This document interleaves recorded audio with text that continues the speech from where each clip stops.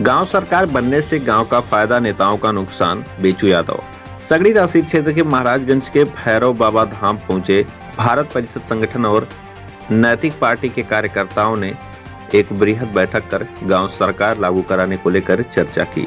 इस दौरान भारत परिषद संगठन के प्रदेश महासचिव बेचू यादव ने लोगों को संबोधित करते हुए कहा कि गांव सरकार के बारे में ना किसी ने बताया और ना ही किसी ने समझाया, जबकि गांव सरकार हम सबका अधिकार है।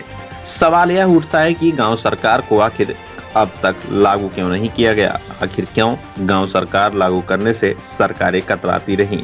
किसी नेता ने अब तक गांव सरकार का मुद्दा सदन में क्यों नहीं उठाया? उन्होंने कहा कि गांव सरकार लागू होने के बाद आम जनता को तो फायदा होगा, लेकिन नेताओं का नुकसान होना तय है।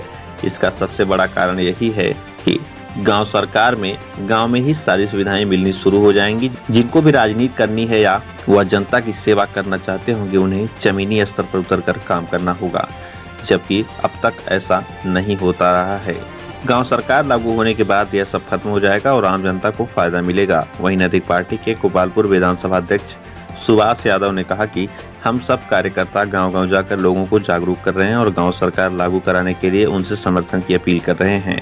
हम सबका यह आंदोलन आगे भी जारी रहेगा। वहीं हम लोग अन्न जल का भी संकल्प ले रहे हैं।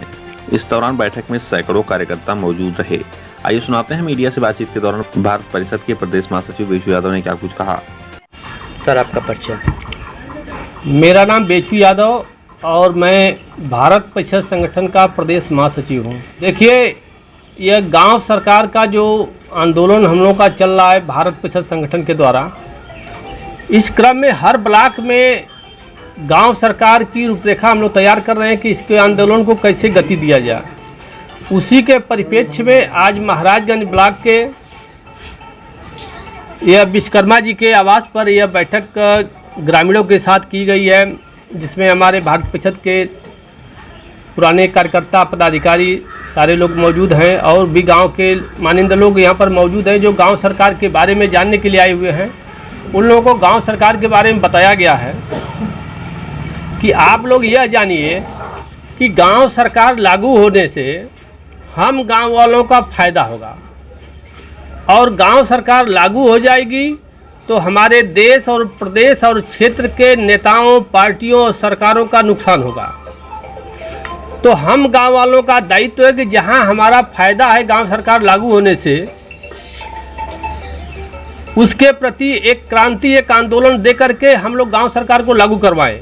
क्योंकि गांव सरकार के आंदोलन को न तो कोई पार्टी चाह रही है कि गांव सरकार हमारा लागू हो, न तो कोई विधायक हमारा चाह रहा है और न ही कोई सरकार चाह रही है कि गांव सरकार लागू हो जाए। क्योंकि उनको डर है कि अगर गांव सरकार लागू हो जाएगी तो गांव की जनता को 29 विभाग का मालिक बना दिया जाएगा। गांव में ही लेखपाल, सेक्रेटरी से लगाए न्यायालय और सब विभाग के जिम्मेदारी गांव में हो जाएगी। गांव वालों का काम गांव में ही हो जाएगा, कोई समस्या नहीं रह जाएगी। तो हमारा मुद्दा क्या बनेगा? पार्टियों को तो अपना मुद्दा चाहिए कि जनता जब परेशान रहेगी, किसान परेशान रहेगा, बेरोजगारी रहेगी, महंगाई रहेगी, उनका तहसील पर सुनवाई नहीं होगी, थाने पर सुनवाई नहीं होगी, कोर्ट में सुनवाई नहीं होगी, ब्लॉक में सुनवाई नहीं होगी, तो नेताओं और पार्टियों के पीछे पीछे लोग भागेंगे। जब गांव में सारी सुविधा हो जाएगी तो नेता पार्टी के पीछे जनता क्यों भागेगी? इसी डर से न कोई पार्टी, न कोई नेता, न कोई सरकार चाह रही गांव सरकार लागू हो।